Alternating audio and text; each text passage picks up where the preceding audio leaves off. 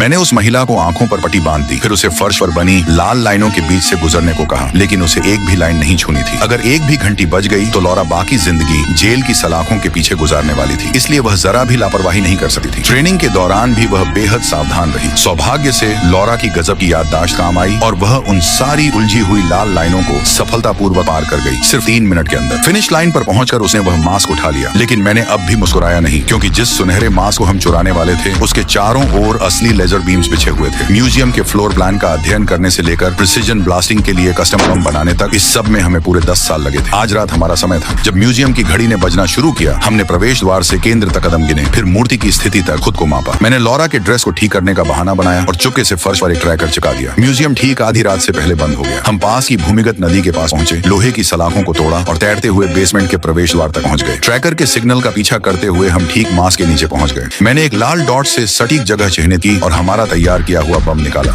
ऊपर एक guard duty पर था, हमें पूरी तरह चुप रहना था। जब समय 11:59 हुआ, मैंने विस्फोट के लिए तैयार होकर खड़ा हो गया। मुझे मध्य रात्रि की घंटियों की आवाज में विस्फोट की आवाज छिपानी थी, ताकि गार्ड को पता न चले।